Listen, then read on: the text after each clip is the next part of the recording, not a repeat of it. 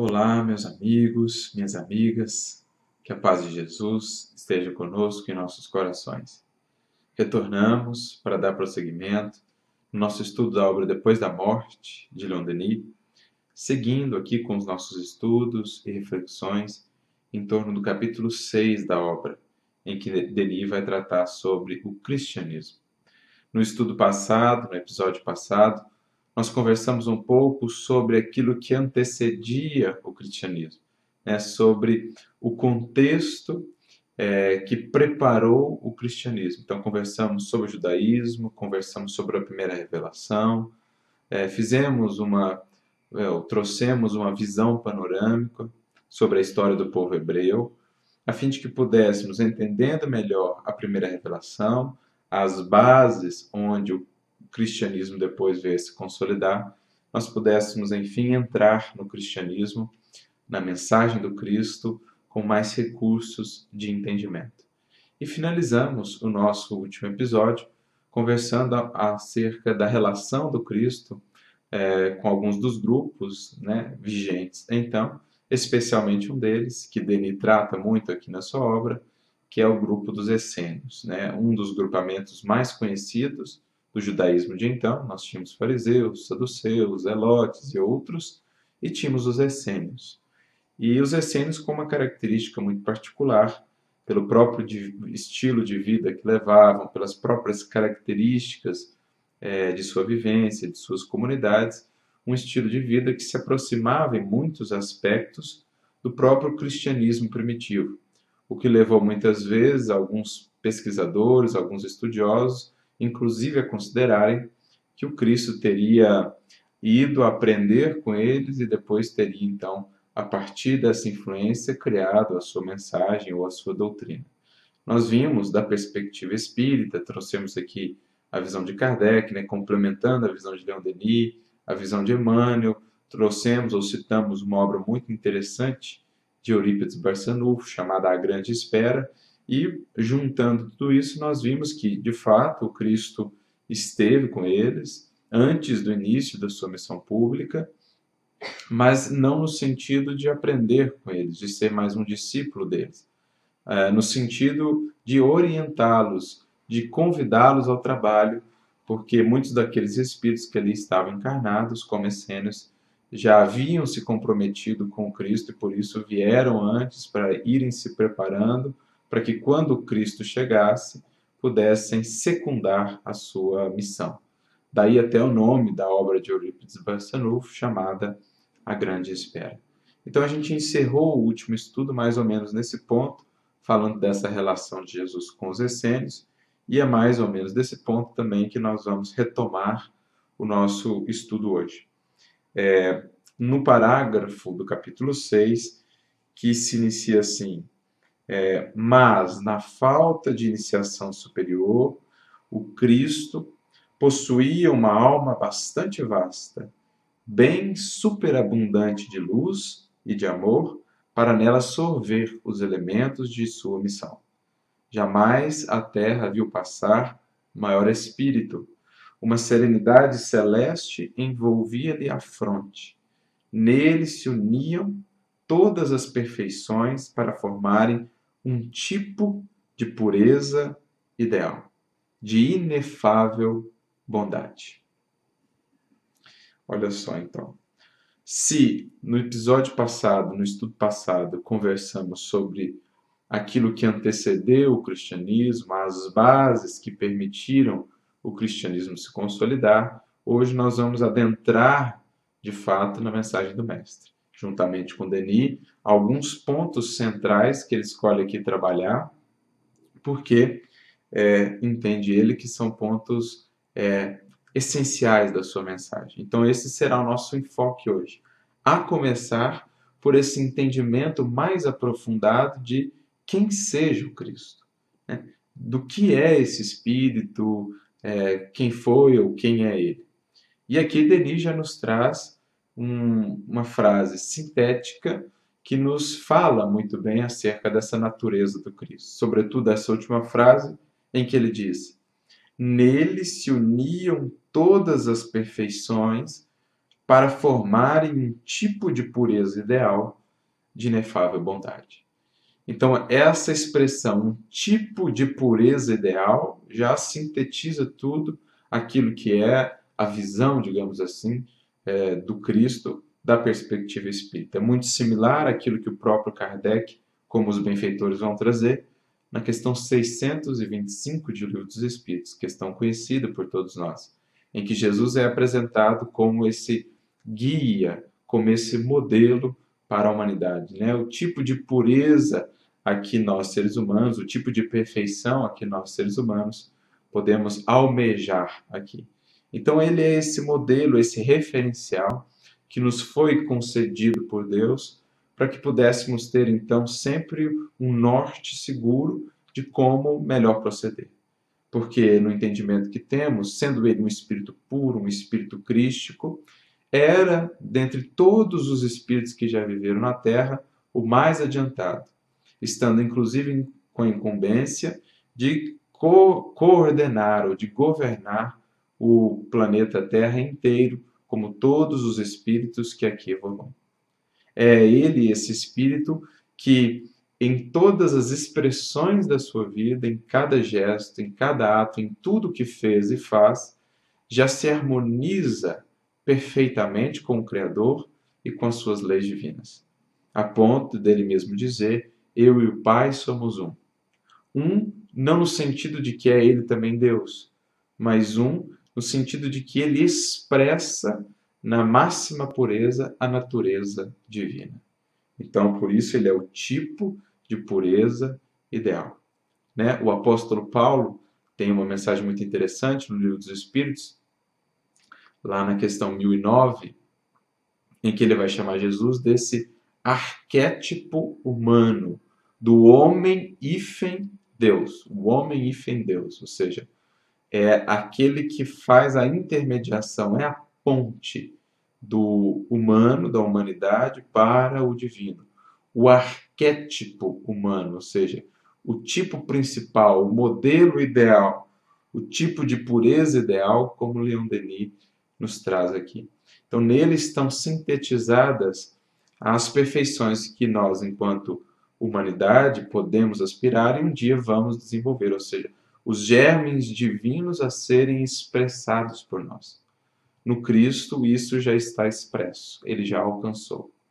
E passou, portanto, a ser para nós esse reflexo do próprio Criador, né? Sendo essa alma já pura, um espelho sem mácula, reflete ele a luz do Criador de maneira incomparável no planeta Terra. Nenhum espírito se igualou a ele. Todos estão na Terra a serviço dele, no sentido de que todos são seus colaboradores, cooperadores. Mas ele detém aí o planejamento e a coordenação do processo evolutivo na Terra. Algo que não é, de certo modo, novo, né? No próprio Evangelho a gente já encontra esse entendimento, principalmente nas cartas do apóstolo Paulo. Por exemplo, em Colossenses 1,15, Paulo vai dizer: ele é o primogênito de toda criatura, a imagem do Deus invisível. Olha que duas expressões interessantes. A imagem do Deus invisível, ele reflete o Criador, né, com a sua pureza. Então, lembremos lá de Paulo no Livro dos Espíritos. O homem, Deus. O homem, hífen, Deus. E ele é o primogênito de toda criatura. Ou seja, na Terra, ele é o filho mais velho. É aquele que já alcançou esse estado que nós, outros irmãos mais novos, estamos ainda buscando. Em níveis diversos, desde espíritos já muito mais adiantados que nós, mas ainda não tão adiantados quanto ele, até a nossa condição aqui de seres mais próximos do início do que da finalidade. Então, o primogênito de toda criatura é na Terra esse irmão mais velho, o arquétipo humano, tipo principal. A palavra arquétipo vem do grego, que significa tipo, modelo, referencial, e arque, principal. Paulo também vai ter outra referência a essa natureza do Cristo na sua carta aos Hebreus, lá no capítulo 1, no versículo 3, quando ele vai dizer que ele reflete o caráter, né, a substância do Criador. É como se ele fosse essa apresentação, esse modelo do Criador tão perfeito quanto possível para uma criatura, né? E aqui, claro, para a nossa referência, para o nosso referencial. Então, é um conceito que já está lá nas cartas de Paulo e que o Espiritismo vai desdobrar ainda mais, apresentando de maneira muito bela essa condição do Cristo, que não é uma condição única na criação, é a finalidade de todos nós. Temos muitos, infinitos Cristos na criação como um todo.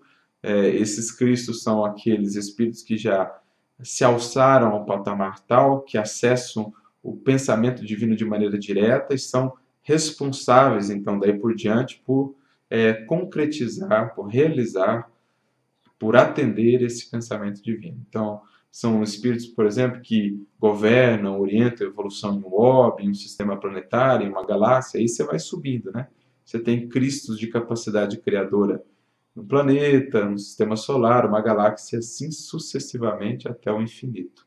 Então é muito interessante ver como que o Espiritismo amplia esse nosso entendimento do que seja o Cristo, né, de quem foi Jesus de Nazaré, para além da personalidade histórica. Então, Leon Denis condensa isso aqui de maneira muito bela. Para a gente entender essa dimensão, Kardec também vai falar disso, ou da natureza do Cristo, no início do capítulo 15 do livro A Gênese. Então, ele vai falar que essa superioridade do Cristo não tinha a ver com o seu corpo, com nada disso, mas sim com as características da sua alma. Espírito evoluído, muito evoluído, que era, né, há 4 bilhões e meio de anos atrás, quando recebeu do Pai a incumbência de criar o planeta, já era ele um espírito puro, um espírito nessa condição. Mas em determinado momento, Kardec vai dizer, é ele o médium de Deus. Então veja só, enquanto nós somos médiums de outros seres, que são médios de outros seres, e assim sucessivamente vai subindo, são médiuns do Cristo, que é médium de Deus. O Cristo é aquele que capta diretamente o pensamento divino na Terra e então transmite essas orientações aos seus colaboradores. Então, por meio dele, o próprio Criador falava, por meio dele, o próprio Criador se expressava. Então, assim a gente já consegue entender melhor quem foi o Cristo. E por que, quando encarnou na Terra, não precisava ele desses recursos, por exemplo, de ir se educar junto aos essênios, né, aprender com eles. Não, já trazia ele toda essa consciência e todo esse cabedal. Pois bem, no próximo parágrafo, Denis começa então a falar da tarefa do Cristo, da sua missão, das características dessa tarefa e tudo mais. Então ele vai dizer assim, há em seu coração imensa piedade pelos humildes, pelos deserdados. Todas as dores humanas, todos os gemidos, todas as misérias encontram nele um eco. Então esse amor, essa misericórdia profundos do Cristo, que é inclusive o que fez com que ele viesse estar conosco no momento julgado ou considerado adequado. Jesus vem estar conosco, né? Como Emmanuel diz no livro O Caminho da Luz, há inclusive uma reunião entre a comunidade desses espíritos puros que governam o nosso sistema solar para a decisão de quando Cristo encarnaria na Terra. Foram 2 reuniões desse tipo até então, até quando Emmanuel escreveu a obra. Uma, quando da formação do planeta, ou seja, 4 bilhões e meio de anos atrás, e outra quando da decisão da vinda do Cristo, para a gente ter uma ideia da dimensão, da importância desse acontecimento. Pois bem, com esse amor e misericórdia profundos, desce ele ao mundo. E Leon Denis acrescenta, para acalmar esses males, para secar essas lágrimas, para consolar, para curar, para salvar, ele irá ao sacrifício de a própria vida oferecer em holocausto a fim de reerguer a humanidade. A grande finalidade do Cristo. Ele veio inaugurar, de fato, uma nova era. Ele veio marcar o início de um processo de libertação mais profundo. Não mais dos cativeiros materiais, mas sim dos cativeiros espirituais, da ignorância, do egoísmo, do orgulho, das nossas paixões. É por isso que ele é muito associado ao símbolo do Cordeiro, ao símbolo da Páscoa, do Êxodo, mas não mais um êxodo fugindo, deixando o Egito material, né? Mas o êxodo da humanidade ou das consciências que abarcarem, que acolherem essa mensagem de amor e de humildade, o êxodo, o seu processo de jornada em direção à libertação espiritual. E para isso consagrou Cristo a sua vida, oferecendo-a inclusive em holocausto, a fim de apresentar esse caminho de libertação para a humanidade. Claro que o entendimento espírita não será o da salvação conseguida ou conquistada no sacrifício expiatório do Cristo na cruz. Não. Cristo dá o exemplo, mostra o caminho. É nesse sentido que ele dá a sua vida, não só na morte, na cruz, mas sobretudo a vida inteira, com as exemplificações, com os gestos, com tudo que fez e falou. É esse o caminho que ele nos lega de libertação, mas a quem compete trilhar esse caminho? A cada um de nós. Portanto, é uma jornada que ele se propõe a nos amparar a trilhar. Por isso, na definição espírita, ele é guia. Primeiro, ele é modelo, porque nos mostrou como proceder, e ele é guia, porque já tendo trilhado a jornada, volta para nos orientar, nos apresentar aí quais as dificuldades, quais as melhores rotas e tudo mais. Então é nesse sentido que se entende essa doação do Cristo, né? Não é o sacrifício dele na cruz que salva a humanidade, é toda a sua vida de exemplificação, inclusive na cruz, exemplificando a renúncia, o perdão, o amor, a misericórdia. Tudo isso é o caminho da salvação. E salvação por salvação, entenda-se no Espiritismo, o processo de ascensão e libertação espiritual, alcançando cada vez mais estágios superiores, um estado do espírito, uma condição espiritual cada vez mais purificada, menos apegada à materialidade. Por isso, entenda-se salvação até a finalização do processo, que é quando o espírito alcança a condição de espírito puro, não necessitando mais reencarnar, a não ser a título aí de missão, e não sofre mais influências da matéria. Então, esse seria aí o desfecho do processo, né? Então, é isso que ele vem fazer. E ele tem esse olhar especial para os deserdados, para os sofridos. Então, ele vai ter esse compromisso de agora trazer, olhar melhor para a multidão, que até então era digamos assim, tratada de uma maneira assim meio que secundária, né? Os grandes conhecimentos, os mais profundos, ficavam muito restritos aos ciclos iniciáticos e a multidão se dava mais adereços, aspectos exteriores, com uma ou outra verdade assim velada, como a gente viu em tudo que viemos estudando até aqui. O Cristo vai trazer alguns pontos capitais e colocá-los de maneira acessível à multidão. Os pontos centrais da jornada espiritual, Cristo vai torná-los acessíveis a todos.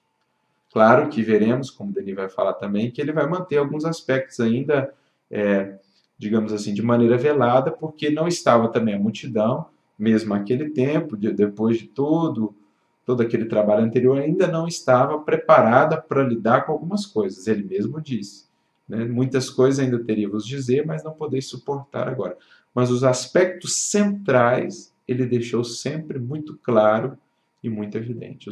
Os aspectos centrais para que cada coração, cada consciência pudesse encontrar a paz, a felicidade, a harmonia interior, ele sempre deixou claros, evidentes. Então ele assume esse compromisso com a multidão, né? No parágrafo seguinte, Leon Denis diz assim: entre os grandes missionários, o Cristo, o primeiro de todos.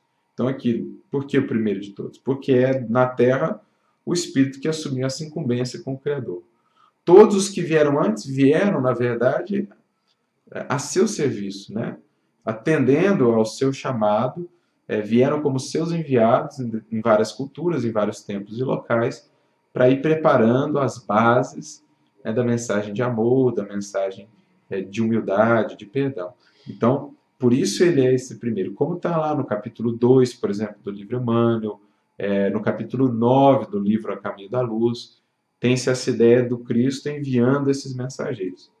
Então, o Cristo, primeiro de todos, comunicou às multidões as verdades que até então tinham sido privilégio de pequeno número. Então, de todos, ele foi aquele que mais olhou para os desvalidos, para os necessitados, para os excluídos, para os sofridos do mundo, para aqueles que já estavam, digamos assim, desiludidos com o brilho do mundo, com os valores transitórios. Para ele, o ensino oculto tornava-se acessível aos mais humildes, senão pela inteligência, ao menos pelo coração. E lhes oferecia esse ensino sob formas que o mundo não tinha conhecido. Então ele vai focar sobretudo no coração. Enquanto muitos outros mestres focaram mais no aspecto intelectual e ficaram muitas vezes mais restritos a um pequeno número daqueles iniciados e tudo mais, alguns conseguiram sair um pouco disso, indo mais além, né, expressando maior amor, mais compaixão à multidão. Nenhum chegou a esse patamar que o Cristo se alçou de devotamento à multidão. Então ele estava mesmo entre os sofridos, ele estava entre os que lamuriavam, entre os que estavam desesperados, desesperançados. Ele foi em busca dos pescadores, ele foi em busca da Galileia, não foi em busca de Atenas, não foi em busca de Roma. É claro que ele sabia que a mensagem depois, aos poucos, se expandiria, alcançaria os outros corações, mas o foco inicial do seu trabalho eram esses corações, né? Atendendo, inclusive, a muitas das previsões ou predições acerca do Messias. Aquele que viria mesmo para o povo, aquele que viria mesmo aos sofridos, aos quebrantados, né? Como fala Isaías, por exemplo, de maneira muito bela. Então ele vinha àquela multidão das ovelhas que estava, digamos assim, sem pastor. É interessante, até há uma espécie de uma previsão, uma predição de Moisés, está no livro de Números, capítulo 27, lá nos versículos 16 e 17. Uma espécie de prece assim que Moisés faz a Deus. Ele roga a Deus que fizesse, ou que levantasse diante ele usa a expressão congregação, né? Fizesse levantar um indivíduo, um homem que pudesse fazer com que eles entrassem e saíssem, a fim de que não fossem como um rebanho sem pastor. É muito interessante isso, é como uma previsão. O que Moisés está querendo dizer, né? Esse entrar e sair é um hebraísmo, uma típica construção hebraica. Entrar e sair quer dizer liberdade, liberdade de movimentar-se. No fundo, entrar e sair quer dizer liberdade, autonomia. Então ele rogava ao Criador para que desse aquele povo, né? Ali ele está falando da congregação de Israel, mas é claro que Israel simbolicamente representava a humanidade inteira nas Escrituras. Então ele rogava para que o Criador fornecesse à humanidade, à comunidade, né? Alguém que ajudasse a entrar e sair, ou seja, alguém que de fato os conduzisse à liberdade espiritual, à autonomia, à conquista de si mesmos. Então é uma espécie de uma previsão, uma predição. Por quê? Se a gente vai lá, por exemplo, Mateus 9,36, Mateus descreve uma cena, Jesus vendo a multidão. E ele diz assim, e quando viu a multidão, teve compaixão deles, porque eram como ovelhas ou um rebanho sem pastor. Então, automaticamente, a gente se é remetido a essa petição de Moisés, que Deus erga alguém diante desse povo, que os ensine a entrar e sair, que seja para eles um pastor, um condutor. Então, Jesus vem cumprir isso, né? Na condição do Messias, ele vem ser esse grande orientador, o grande educador da humanidade. Como vai dizer também no Evangelho de João, no capítulo 10, o bom pastor. Atendendo à orientação divina, ao compromisso que ele assumiu com o Criador, ele é na terra o bom pastor, o grande condutor da humanidade inteira, através dos seus múltiplos, imensos grupos de auxiliares, ele conduz, educa, orienta a todos os corações em evolução na Terra. Então tem esse carinho, esse cuidado para com todos, como ele mesmo diz, conheço cada uma das minhas ovelhas. Então tudo isso é muito belo nessa dimensão do Cristo da perspectiva espírita. No próximo parágrafo, Denis segue dizendo: o que ele chamava pregar o evangelho do reino dos céus aos simples era pôr ao alcance de todos o conhecimento da imortalidade do Pai comum. Então, a ideia da imortalidade do Pai comum ele tornou acessível a todos. Os tesouros intelectuais que os adeptos avaros só distribuíam com prudência, o Cristo os espalhava pela grande família humana por esses milhões de seres curvados sobre a Terra. Então, os aspectos centrais, a imortalidade, um Pai comum infinitamente amoroso, a importância, a centralidade da caridade, da humildade, isso sempre foi claro. E com esses recursos, qualquer indivíduo já estaria munido suficientemente para avançar e progredir sobremaneira espiritualmente, alcançando a felicidade, a paz e a harmonia. Os outros aspectos que veremos mais adiante, ele deixou mais velados, mais ocultos, eram aspectos assim mais secundários. O central, ele tornou acessível. Quando isso muitas vezes era ocultado para se prender em aspectos exteriores, Cristo tornou, é isso aqui que vocês precisam saber. Faça isso, ame e você vai encontrar. Faça o bem e tudo mais. Esses aspectos ele atendeu, né? Ele tinha esse cuidado, sobretudo, com os sofridos. Mais adiante, no outro parágrafo, ele vai dizer assim: o Sermão da Montanha condensa e resume o ensino popular de Jesus. Então, o Sermão da Montanha, sobretudo a compilação de Mateus, dos versículos 5 a 7 de Mateus, nós temos ali todo o cerne da mensagem do Cristo. De maneira clara, concisa, profunda. E quando a gente vai ver os bastidores do Sermão da Montanha, como está lá no Boa Nova, capítulo 11, ali estavam, sobretudo, os sofredores.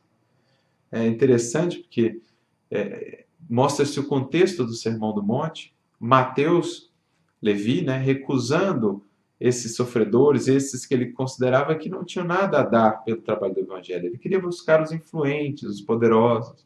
Então ele despreza lá alguns indivíduos que vieram buscá-lo. Jesus volta, fica sabendo, diz, mas nós temos que investir muito nesses, Levi. Porque estes, mais do que os poderosos, mais do que aqueles que na vida têm uma vida fácil, têm muitas facilidades, mais do que esses, eles já estão mais abertos ao novo, às sementes do reino. O arado das dificuldades já trabalhou melhor o solo de suas almas, então eles são mais receptivos à mensagem do Evangelho. Já não se alimentam mais tanto das ilusões, dos brilhos, das vãs glórias do mundo. Então já estão buscando, de fato, o reino dos céus. Não querem mais o reino ilusório do mundo. Então, esse será, sobretudo, Levi, a nossa base. Essa será, sobretudo, a nossa base. Serão eles, sobretudo, a nossa matéria-prima de construção do reino de Deus. Então, o Sermão do Monte foi, sobretudo, destinado a isso. Claro, se aplica a todos os corações, mas aqueles em especial que já desiludidos com a efemeridade de tudo que aqui há, com a transitoriedade das conquistas terrestres, já estão buscando algo mais duradouro, algo mais eterno. Então, aí se mostra a lei moral com todas as suas consequências. Nele, os homens aprendem que as qualidades brilhantes não fazem sua elevação, nem sua felicidade, mas que só poderão conseguir isto pelas virtudes modestas e ocultas. Ou seja, como falávamos, aqueles que já perceberam que a verdadeira riqueza se faz por dentro e está ao alcance de todos. Aquele que ama, que serve, é rico. Aquele que tem menos necessidades, como nos dizem os Espíritos, na questão 926 do Livro dos Espíritos, é rico. Então, essas são as bem-aventuranças. É esse o coração da Boa Nova. A riqueza da alma, acessível ao alcance de todos.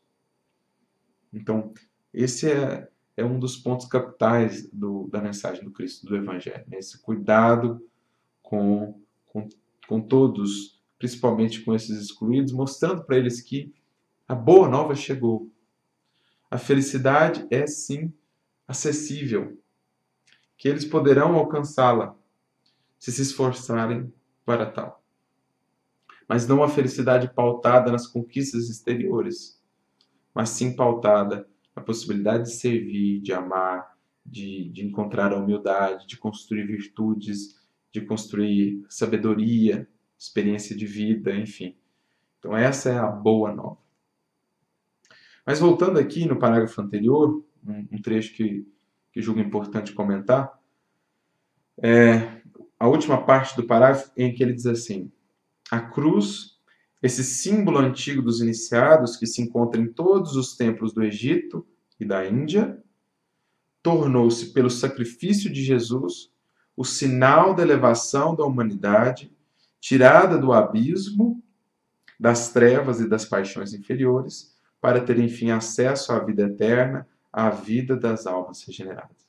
Então, Cristo vai ressignificar e conferir à cruz um sentido, um significado sublime.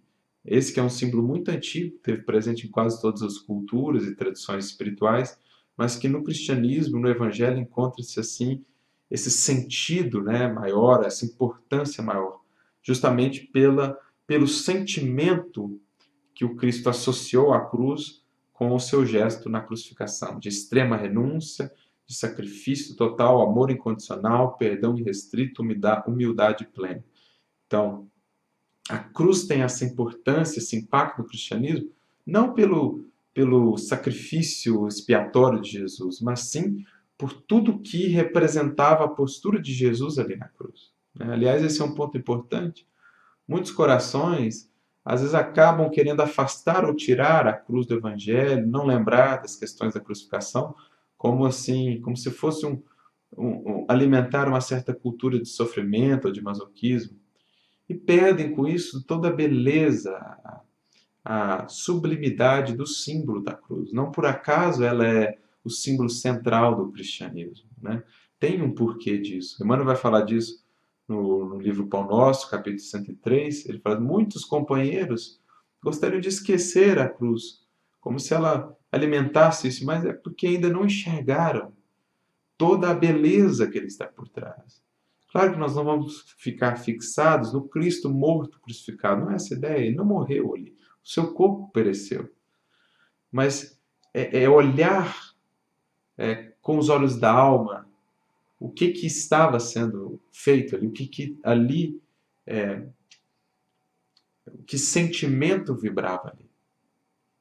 Porque a cruz, ela fala. Dali sai uma mensagem. E é isso que Paulo vai falar muito, por exemplo, no primeiro capítulo da primeira carta aos Coríntios. Nós pregamos a Cristo crucificado, que é loucura para uns e escândalo para outros. Ele vai falar assim: a palavra da cruz é loucura para muitos, mas para nós que temos sido salvos, é o poder de Deus. O que ele quer dizer com isso? Que há ali uma mensagem que fala sem palavras. A mensagem, a palavra da cruz é o quê? Humildade, renúncia, perdão, caridade incondicional, sacrifício pelos outros, pelo bem coletivo, são os caminhos, ou em síntese representam o caminho, a ponte para uma vida maior, para uma vida mais plena. Porque a cruz é caminho, é processo para a ressurreição. E o símbolo da ressurreição é isso.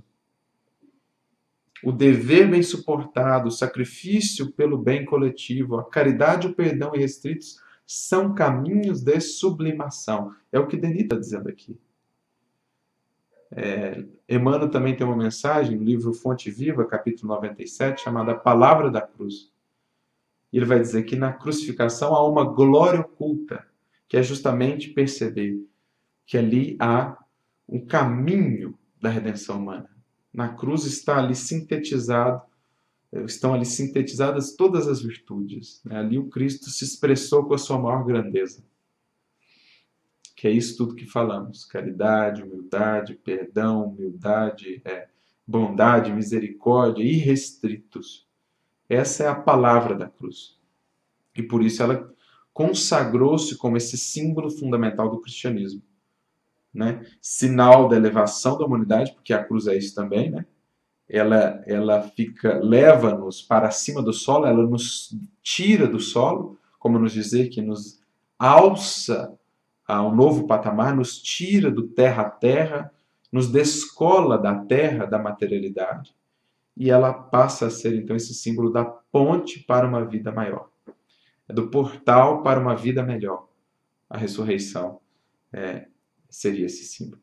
Então é importante a gente ter esse olhar, para não desprezar, não olhar assim com ingenuidade ou com incompreensão para um dos principais aspectos do Evangelho. Não há Evangelho do Cristo sem cruz. Se alguém quiser vir após mim, tome a sua cruz. Negue-se a si mesmo primeiro, tome a sua cruz e siga-me.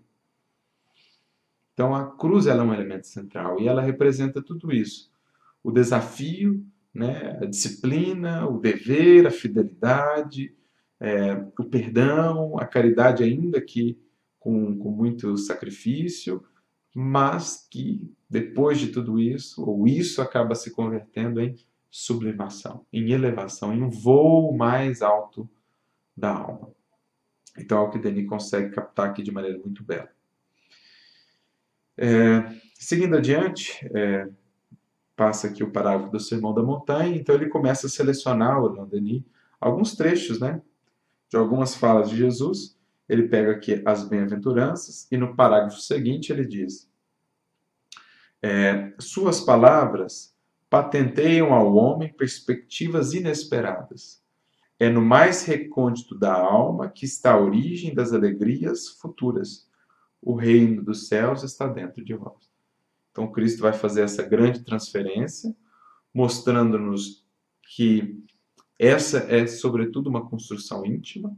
Quando muitos, no seu tempo, né, esperavam um Messias, um enviado que pudesse fazer um processo mágico, milagroso, de mudança repentina das circunstâncias exteriores, quando muitos esperavam que o reino de Deus seria esse processo sem tanto esforço, sem tanta luta, Jesus nos mostra que, na verdade, é um processo que se constrói internamente, que não vem com aparências exteriores. Claro, que começa internamente, mas que se expressa depois em aparências exteriores, em aspectos exteriores. Mas, antes de tudo, é a semente aqui acolhida, gestada, germinada, que se converte em flores e frutos da nossa alma para o mundo.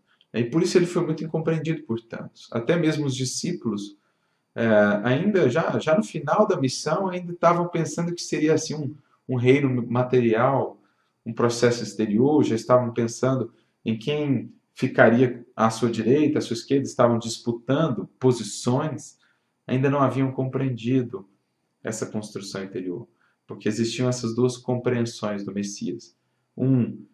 Que era a mais esperada, que seria o Messias de Davi, aquele que viria como um guerreiro, como um rei no mundo mesmo, e outro, o Messias de Isaías, o Messias dos profetas, que seria aquele que tomaria o peso aos ombros das nossas iniquidades e ainda assim nos ensinaria o caminho da redenção, mesmo sofrendo todo o ataque da nossa iniquidade, da nossa incompreensão.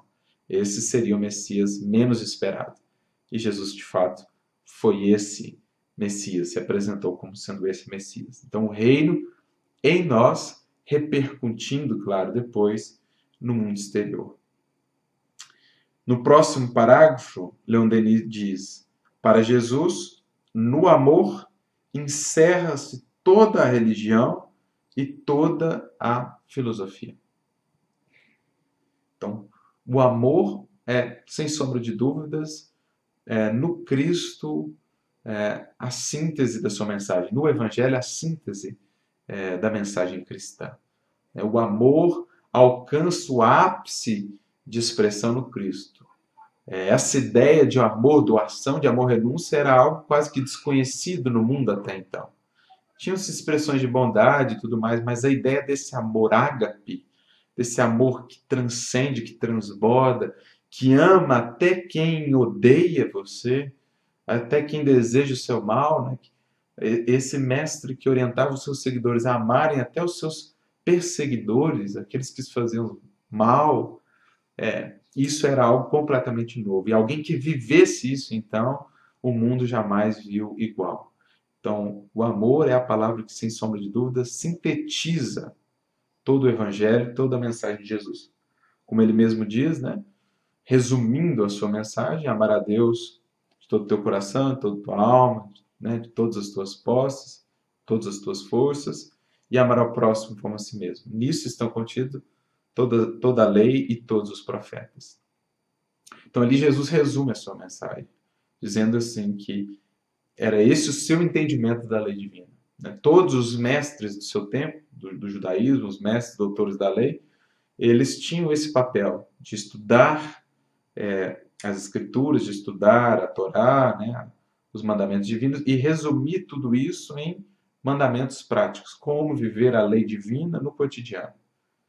Então, cada um dos mestres tinha aí a sua concepção, alguns com mais mandamentos, 600 e tantos, 613, outros com menos, 10.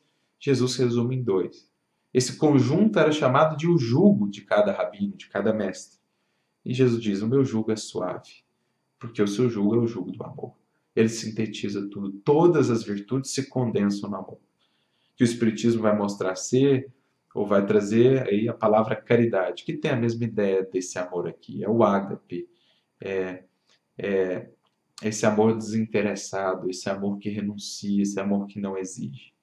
Ele é o ápice das virtudes, né? A mais meritória de todas as virtudes, questão 893 do Livro dos Espíritos, a caridade mais desinteressada. É o que ele está dizendo aqui. Mais adiante, ele traz um trechinho, né? Depois, esse amor é Deus mesmo quem nolo exemplifica, pois os seus braços estão sempre abertos ao arrependido. É o que se depreende das parábolas do filho pródigo e da ovelha desgarrada. Mas, no próximo parágrafo, não será isto a negação do inferno, cuja ideia se atribuiu a Jesus? Então, numa leitura realmente profunda e abrangente do Evangelho, não há como mesmo conceber a ideia de um inferno eterno, né?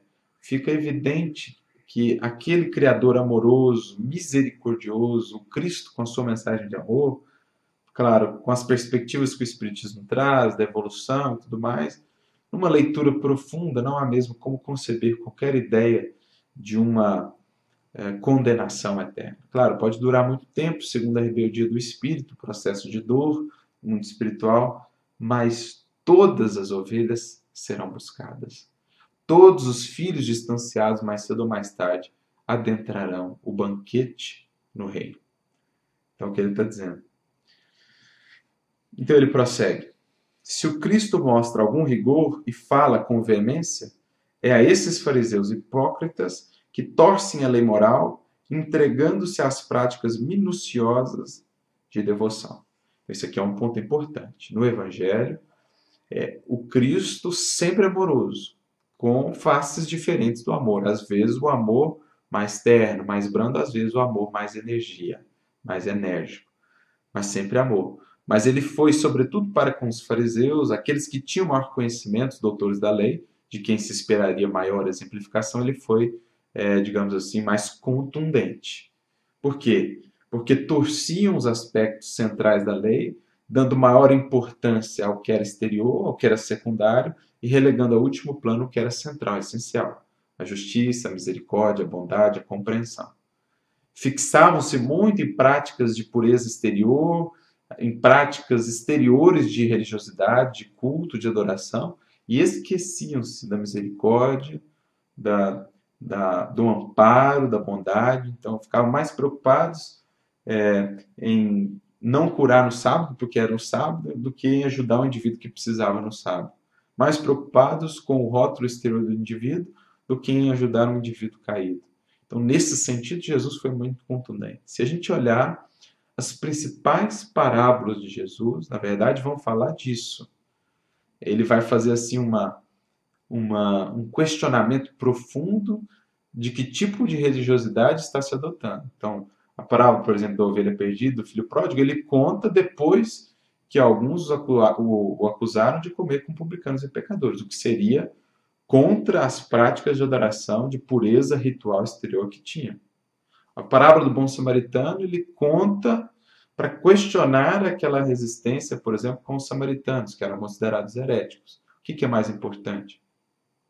Fazer o bem e ter tendo um rótulo diferente do que o seu, práticas exteriores de adoração do que o seu, ou ficar preso aos rótulos exteriores sem fazer o bem. Então, quase todas as parábolas, as mensagens principais de Jesus, vão falar, na verdade, disso. Do discernimento, da distinção entre religiosidade central, intrínseca, e religiosidade extrínseca, entre o que é central no processo de adoração e o que é elemento exterior, o que é adereço. Porque os adereços nos diferenciam nas múltiplas religiões, mas o que é central todos nós buscamos, e é isso que nos une, e é isso que é o importante. Será que para Deus vai ser mais importante o adereço, o rótulo, o aspecto exterior? Não faz sentido pensar num Deus desse tamanho, dessa grandiosidade, criador do cosmos infinito, que vai dar mais importância à vestimenta que você usa quando você vai ao culto, ou a maneira pela qual você se coloca fisicamente na prece, as palavras que você usa, não. Para ele, intenção, sentimento, certamente serão muito mais importantes. Como ele diz, aquele que fez o exterior não fez também o interior? Então, nesse sentido, Jesus é bastante contundente. E Kardec vai falar disso no capítulo 8, por exemplo, do Evangelho segundo o Espiritismo, quando vai falar assim, o objetivo da religião, de todas elas, é tornar melhor o homem. Então, aquela que se aferra em aspectos exteriores e não torna melhor o indivíduo, não está alcançando seu objetivo. Ela produz supersticiosos, fanáticos e hipócritas. O que deve se buscar na religiosidade, claro, pode-se manter os aspectos exteriores, cada um terá a sua maneira de culto, os seus rituais, no nosso caso espíritas não os temos, né? Mas, para além disso, é preciso que busquemos o aspecto central, a mudança, a religiosidade interior, a adoração em espírito e em verdade, porque essa nos torna melhores de fato. Então, nesse sentido, Jesus foi bastante firme, contundente, questionando essa religiosidade de aparências. Está muito preocupada com número, com frequência, a casa, com a maneira como se veste, as palavras que usa, etc, etc, mas se esquece de amparar o irmão, seja ele quem for, né, sem qualquer distinção. E aí, Leon Denis vem falando dessas questões do culto exterior, né, falando que o culto do Cristo era íntimo, como ele mesmo diz a mulher samaritana, em João 4, adoração ao Pai em espírito e em verdade. Essa é a que efetivamente devemos buscar, por ser a mais importante, etc. E então, no outro parágrafo, ele diz assim, mais adiante, o Cristo só impõe a prática do bem e da fraternidade. Então, esse é o cerne, né? No próximo parágrafo, em sua simplicidade eloquente, este preceito revela o fim mais elevado da iniciação, a pesquisa da perfeição, que é ao mesmo tempo a do conhecimento da felicidade. Por quê? No Espiritismo nós sabemos, está lá em Céu e Inferno, está no Livro dos Espíritos também, que a felicidade do ser é inerente a ele mesmo e à sua condição espiritual. Quanto mais purificado, mais adiantado o espírito, mais feliz ele é. Uma felicidade que construi em si mesmo. De modo que a busca da perfeição ou do aperfeiçoamento é, por si mesmo, o caminho da felicidade e do conhecimento. Está tudo conectado, né? O sede perfeitos é a orientação também do Cristo. Ao lado desses ensinos, que se dirigem ao simples, Jesus também deixou outros, onde a doutrina oculta dos espíritos é reproduzida em traços de luz. Então, se ele deixou os aspectos centrais claros, a busca do aperfeiçoamento, da libertação espiritual, da felicidade real, ele deixou também, de maneira velada, aspectos mais abstratos do conhecimento da vida e do universo. Então, como Kardec vai falar, né, no capítulo 24, não coloqueis a candeia debaixo do alqueire, logo na parte inicial, Ah, os aspectos centrais, caridade, humildade, perdão, etc., claros, evidentes, acessíveis a todos, que é o caminho da felicidade.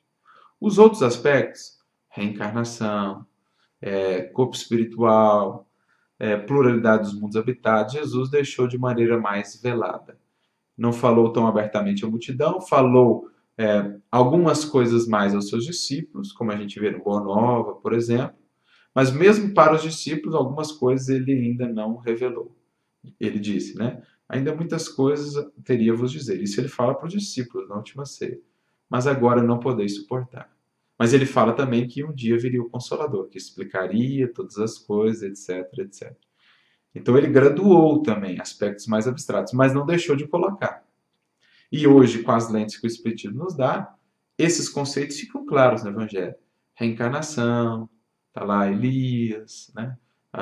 O diálogo com Nicodemos, no capítulo 3 de João, pluralidade dos mundos habitados, há muitas moradas na casa do meu Pai, o corpo procede do corpo, o espírito procede do espírito, a ideia do espírito, a pré-existência da alma, etc, etc. Então, esses conceitos ali estão pontuados de maneira velada. Mais adiante, então, Denis prossegue, né? Nem todos podiam subir a tais alturas, eis porque os tradutores e intérpretes do Evangelho, aí ele fala aqui que alteraram através dos séculos a sua forma e corromperam nesse sentido. Mais do que alterar, digamos assim, a forma, poderíamos dizer que alteraram a interpretação. Porque hoje nós temos acesso a manuscritos bem antigos, bem próximos ali do cristianismo mais primitivo mesmo, né? E claro, as traduções hoje, elas já ajustaram muitos equívocos de tradução, né? Muitos erros, etc, etc, nesse sentido. Mas os entendimentos, as interpretações é que foram sendo torcidos, né? Após aí o cristianismo primitivo. Com a construção teológica dos séculos é que a gente foi entendendo, construindo um entendimento um pouco equivocado, que hoje o Espiritismo nos ajuda, com as leis espirituais que revela, a recuperar. Então, é o que ele diz, apesar das alterações, é fácil reconstituir esse ensino a quem se liberta da superstição da letra para ver as coisas pela razão e pelo Espírito. Então, com o auxílio do que o Espiritismo nos traz, nós conseguimos vencer os limites da letra, da incompreensão, do desconhecimento de muitas coisas, por exemplo, os milagres do Cristo. Sem o entendimento da mediunidade, aquilo passava quase que por uma superstição, né? Uma coisa inexplicável, algo assombroso. Com os aspectos ou as revelações que o Espiritismo traz, aquilo se torna claro, se torna bem mais palpável para nós. Então, o Espiritismo vem nos ajudar a reconstruir o entendimento acerca desses pontos, que foram interpretados muitas vezes de uma outra maneira, mas que agora a gente pode recuperar com o auxílio do Espiritismo. Daí ele vem citando alguns, né? Por exemplo, das muitas moradas, na casa do Pai, o nascer de novo, ele vai falando. E mais adiante, né? Dá uma adiantada aqui, ele tem um parágrafo que começa assim. O alvo a que tende cada um de nós e a sociedade inteira está claramente indicado. É o reinado do Filho do Homem, do Cristo social, ou, em outros termos, o reinado da verdade, da justiça e do amor. Então, a finalidade ou o reino que ele promete, não, o que ele veio inaugurar. Não consolidar de pronto, porque nós também somos artífices dessa construção. Ele veio lançar as sementes, as bases, nos convidando a trabalhar. É o que está muito bem descrito, né, no capítulo 3 do livro Boa Nova, no diálogo de Jesus com Hanã, a obra divina no coração do homem. Depois, nesse mesmo capítulo, o diálogo de Jesus, quando ele vai chamar Pedro e André, vão fazer um reino. E eles olham então para o lago ali de Genezaré, mas o lago é tão pequenino, um reino aqui. Não haviam entendido ainda a dimensão da proposta. Jesus estava apenas lançando os fundamentos, né? Mas é essa condição que um dia veremos de chegar. E então, Denis vem falar-nos do Consolador. Ele pega um trecho em que o Cristo fala do Consolador e diz: algumas vezes O Cristo resumia as verdades eternas em imagens grandiosas, em traços brilhantes. Nem sempre os apóstolos o compreendiam, mas ele deixava aos séculos e aos acontecimentos o cuidado de fazer frutificar esses princípios na consciência da humanidade, como a chuva e o sol fazem germinar a semente confiada da terra. Então isso é muito bonito, né? Emmanuel tem até uma fala sua no Consolador que ele diz que muitas das lições do Cristo, parábolas e tudo mais, eram como que sementes divinas, que estavam destinadas a mais tarde a serem árvores frondosas, né, ricas da misericórdia e da sabedoria do Cristo, a frutificar para a humanidade. Então é mais ou menos isso. Ele lançou as sementes, mas o entendimento ali da época, mesmo dos discípulos, dos apóstolos, era ainda muito estreito. Era preciso que o tempo, todo o progresso, o aperfeiçoamento humano, como a chuva e o sol, pudessem fazer germinar essas sementes. Então, sobretudo com o advento do Consolador, do Espiritismo, essas sementes se tornam ainda mais claras, mais desenvolvidas, porque explicadas, porque trabalhadas pelo Espiritismo. Né? Por isso, ele vai falar dessa tarefa do Consolador, como Kardec vai fazer no livro A Gênese, capítulo 1, do item 26 em diante, ele vai fazer toda uma construção de como o Espiritismo de fato atende àquela promessa acerca do Consolador. Ele vem agora como um adubo, como uma água abundante, uma luz nova, germinar essas sementes, ainda não muito bem compreendidas de algumas lições do Cristo, e torná-las flores e frutos acessíveis, que embelezem, que encantem e que alimentem as almas e os corações na atualidade. Então esse é o papel do Espiritismo enquanto Consolador, né? Trazer essa explicação, esse aprofundamento, esse ampliar de horizontes em torno da mensagem de Jesus. No próximo parágrafo, Leon Denis diz: Jesus dirigia-se, pois, simultaneamente ao espírito e ao coração. Aqueles que não tivessem podido compreender Pitágoras e Platão, que ficaram mais na questão intelectual, sentiam suas almas comoverem-se aos eloquentes apelos do Nazareno. Então, sendo o Cristo, né, a síntese do processo evolutivo, sendo ele o mestre de todos os mestres, ele sabia que era preciso, antes de tudo, chegar no coração. Porque, mudando-se o sentimento, muda-se, por consequência, todo o restante do ser. No coração está a base, a fonte de tudo. Do coração procede tudo, como Jesus disse no Evangelho muitas vezes. Então, alcançando-se o coração, a fonte, purificando-se a fonte, eu estou purificando o rio inteiro, a jusante. Todas as águas adiante serão purificadas se eu atuo na fonte. Então, por isso ele fala ao coração. E por isso ele conquistava tanto. Por isso a sua mensagem ganhou tanta força.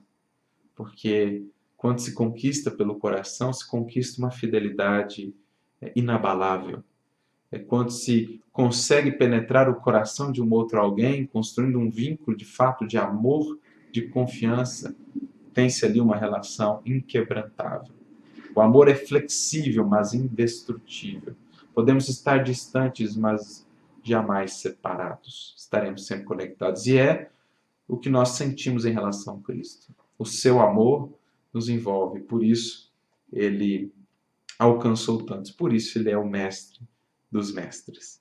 Né? Bom, mais adiante, no parágrafo seguinte, ele diz: mas, com o tempo, as verdades transcendentais se velaram. Aqueles que as possuíam foram suplantados pelos que acreditavam saber, e o dogma material substituiu a pura doutrina. Dilatando-se o cristianismo, perdeu em valor o que ganhava em extensão. Então, aqui ele vai começar a entrar numa fase de desenvolvimento do cristianismo. Aqui a gente falou do Cristo, da sua mensagem, dos discípulos, do cristianismo ali mais primitivo. Depois, Leon Denis vai entrar numa parte mais dos desdobramentos do cristianismo. O que foi acontecendo ao longo dos séculos, os equívocos, as mudanças e tudo mais. Então isso a gente vai adentrar mais no próximo estudo. Mas é interessante gravarmos essa frase. Dilatando-se foi perdendo em valor o que ganhava em extensão. Porque essa foi uma escolha. buscou-se ganhar em poderio terreno e acabou se perdendo em grandiosidade celeste. Foi um pouco o que aconteceu com a história do cristianismo, né, com as deturpações. Mas isso a gente vai ver melhor no próximo estudo. Então, no parágrafo seguinte, ele diz: a ciência profunda de Jesus vinha juntar-se à potência fluídica do iniciado superior, da alma livre do jugo das paixões, cuja vontade domina a matéria e impera sobre as forças sutis da natureza. Domina a matéria. Se a gente vai na escala espírita, questão 100, diante do livro dos Espíritos, um espírito puro é caracterizado por isso, influência nenhuma da matéria, ou seja, domina completamente a matéria, o elemento material. Não sofre qualquer restrição, qualquer limitação à matéria. Então, Cristo era um ser realmente um espírito puro, né? Um espírito crístico. Aqui ele comenta algo muito similar ao que Kardec vai fazer. Em todo esse parágrafo ele faz algo muito similar ao que Kardec faz no início do capítulo 15 do livro A Gênesis, quando fala da natureza do Cristo, dessa superioridade da sua natureza espiritual. Não que fosse um privilegiado, nada disso, mas chegou a esse patamar. Então, todas as suas faculdades desenvolvidas, né? Tudo que para nós ainda é algo a se desenvolver no Cristo já era faculdade perfeitamente desenvolvida. E aí a gente entende muitas das suas ações do Evangelho. Né? Como é que eu vou entender um ser que é capaz de refazer os músculos, os ossos de um paralítico de nascença? Como é que eu vou entender isso e não entender essa natureza desse ser, que já é um espírito que domina completamente a matéria, que consegue manipular o fluido cósmico universal, fazendo dele qualquer outra espécie de matéria? Como é que eu vou entender isso? Por exemplo, o Cristo caminhando sobre as águas, o processo de levitação, que alguns outros médios ao longo da história isso até existiu, mas no Cristo é um processo absolutamente natural. A multiplicação dos pães e tantas outras coisas. Se eu não entender a natureza do Cristo, os milagres do Cristo, entre aspas, né, ficam incompreensíveis. Por isso que no capítulo 15 do livro A Gênesis, antes de falar dos milagres do Cristo propriamente ditos, Kardec fala da natureza do Cristo, que eu preciso entender quem é esse ser. E vendo que faculdades nele, que um dia nós desenvolveremos, nele já estão desenvolvidas e que ele apenas as utilizava, mas que estão dentro das leis naturais, perfeitamente. É nada de super ou sobrenatural. E, por fim, no próximo parágrafo, que é o último parágrafo dessa primeira parte, Denis vai dividir esse capítulo, se não me engano, em 3 partes. Então, o último parágrafo ele diz assim, né, lá na frase final: depois do suplício do mestre e da dispersão dos discípulos, o cristianismo estava moralmente morto. Foram, porém, as aparições e as conversas de Jesus que restituíram aos apóstolos sua energia e sua fé. Então, de fato, houve aquele abalo após a partida de Jesus, até pela incompreensão da sua tarefa, né? Como disse, até muito próximo ali da crucificação, os discípulos esperavam que Jesus, em algum momento, haveria de anunciar a revolução, ia tomar o poder, usar os seus poderes para suplantar o Império Romano, e quando ele é preso injustamente e não faz nada, eles ficaram ali sem saber. Imagina só, será que é o cara certo? Será que é o Messias mesmo? Enfim, né? Então Jesus até na cruz dá uma pista nesse sentido, quando cita o Salmo, né? Deus meu, por que me abandonou? Não é uma fala dele, não é que Jesus estivesse fraquejando, ele está citando o Salmo 22, que era um salmo chamado messiânico, e que falava de um tipo de Messias. Lembra? A gente tinha 2 tipos. Aquele que seria o Messias guerreiro, o Messias político, que dominaria no mundo, e o Messias servidor, o que se sacrificaria, enfim. O Salmo 22 fala que tipo de Messias? Do Messias de Isaías, o Messias sofredor, o Messias que demonstraria o caminho, dando o exemplo com muito sacrifício. Então ele está dando uma resposta, está falando aos discípulos: olha, vocês estão esperando outro Messias. Eu sou o Messias do sacrifício. Não sou o Messias do reino pronto, do reino mágico, um piscar de olhos. Sou o Messias que vem ajudá-los. Eu sou o mestre, sou, digamos assim, o orientador que vem lhes amparar a construir esse reino. Então eles ficaram abalados, né? Mas o que veio consolidar neles a força de novo? A mensagem da ressurreição, ou seja, da vida que segue, triunfante. A morte não é o fim. Se a morte não é o fim, e a morte era o maior instrumento de, digamos assim, de domínio, por exemplo, do Império Romano, se a morte não é o fim, então, daí por diante eles eram fortes, por isso não temiam a morte. Por isso enfrentavam as cruzes, as perseguições, os circos. Então a ressurreição, ou seja, essa continuidade da vida, essa vida entendida em sentido maior, ela preenche de sentido toda a mensagem de Jesus. Paulo vai falar disso, né, na sua primeira carta aos Coríntios, capítulo 15, ele vai falar da ressurreição, né? Se não há ressurreição, se Cristo não ressuscitou, vã é a nossa fé e a nossa pregação. Para nada serve. Se não há ressurreição, comamos e bebamos, porque morremos amanhã. Então, essa ideia da vida, dos horizontes da vida que se expandem ao infinito, como Cristo vem nos mostrar, da vida triunfante, da ressurreição após a cruz, ela preenche de sentido todo o Evangelho e ela revigorou os discípulos, né, através da mensagem da Madalena, que foi escolhida pelo Cristo como a mensageira da ressurreição, como está lá no livro Boa Nova, se não me engano, no capítulo 22, justamente por ter sido ela o maior exemplo de transformação no cristianismo.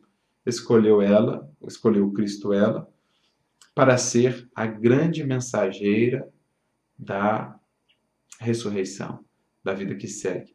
E Humberto Campos dirá: algum sábio, algum filósofo já deu notícia mais feliz à humanidade do que a Madalena quando disse: ele vive, ele está vivo? Essa é a mensagem da ressurreição.